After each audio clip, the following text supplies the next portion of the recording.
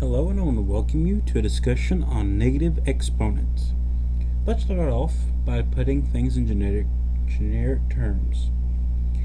If a is a real number other than 0 and n is an integer, then we can write it as a to a negative n power.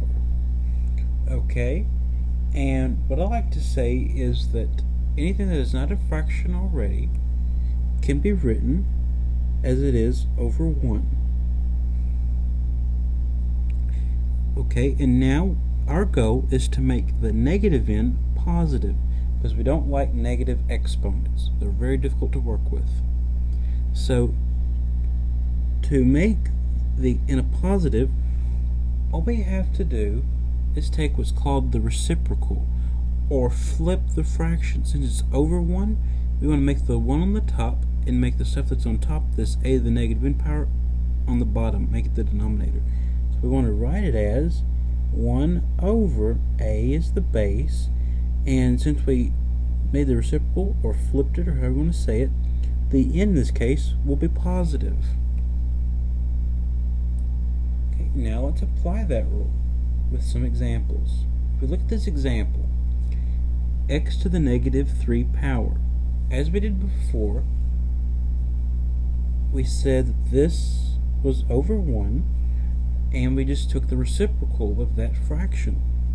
We placed the 1 on top, and we had the x to the negative 3 power on top, and we placed it on bottom. That made the 3 become positive. We look at some other examples. We have 6x to the negative 3 power. To make that negative 3 positive, say that this is over 1. Okay, and notice that only the negative 3 is affecting the x. All you have to do is place the x to the third on the bottom to make the 3 a positive, that exponent a positive.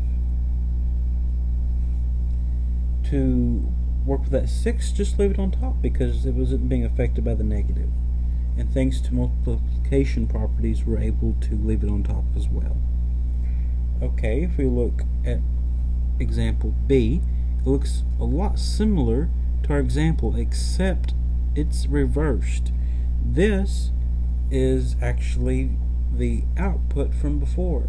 So to see what the input was, make it look like this over here, what if we just took the reciprocal? We flipped those on top and bottom. We said P, and since we changed the position of it, let's make it a positive 12. And it was over 1, since we changed the position of the fraction, which is equal to P to the 12th. Okay, for part C, we have a little bit more work to do. We see that there are 2 negative exponents found in that fraction. And as you notice, there are different bases, so we will not be able to use the quotient rules we learned in the previous videos.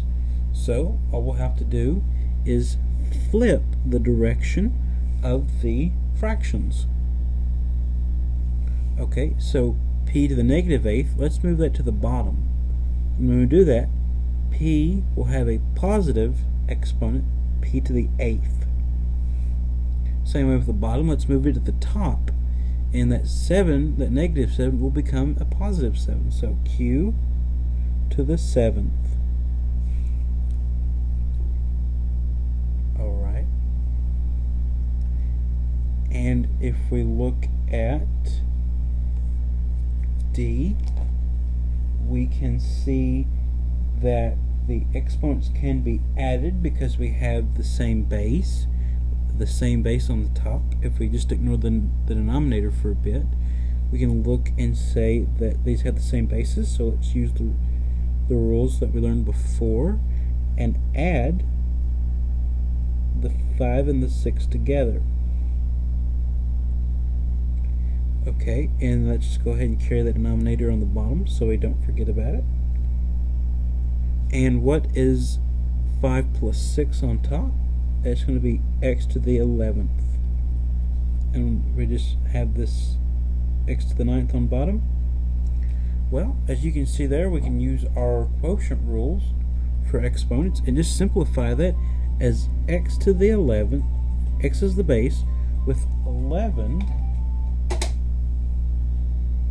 subtract 9 using our previous rules of exponents. And that's going to simplify to x squared, because 11 minus 9 is 2. Okay, if we look at an example like E,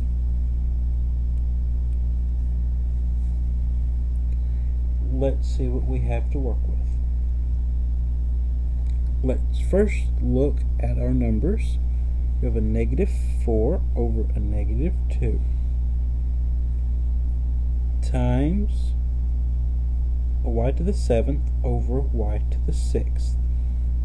Okay, and if we start working with reducing this, what's a negative 4 divided by a negative 2? Well, a negative divided by a negative is a positive, and 4 divided by 2 is 2, so we have a positive 2. Okay, and we have a fraction with exponent, with each numerator and denominator having exponents. We see a numerator and the denominator share the same base, so let's use our rules of subtraction with exponents, the quotient properties, and have the top number, the numerator's exponent, minus the denominator's exponent. That's going to leave us with 2, and what is 7 minus 6? Well, that's 1.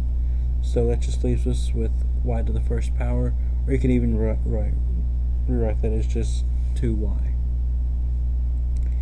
Okay, here on the last example we'll look at for this example, we have this 3 outside the parentheses. So we want to have that 3 carry inside everything inside the parentheses, and then we'll see what we'll have to work with.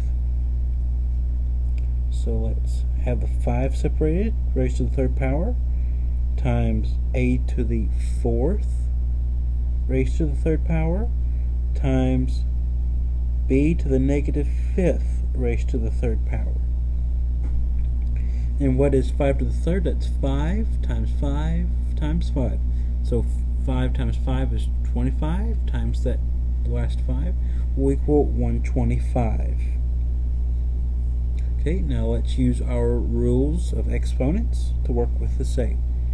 A times an exponent, or with an exponent, the whole bracket being multiplied by another, we can just multiply the two exponents together. And let's look at this last one with b, a negative 5 as an exponent being raised to the 3rd. So let's just multiply that together and get a negative 15. Okay, now let's simplify this. The only thing that's going to hurt this is this b raised to the negative 15 power. So how can we get rid of that negative power? We'll place it on the bottom. So we can say this whole thing is being under 1. So let's use our rules for negative exponents and flip the fraction that's only involving that negative exponent. So we'll leave the 125 a raised to the 12th power, and all we'll do is place the b to the negative 15th on the bottom, making it b to the 15th, a positive exponent. And that will be your answer.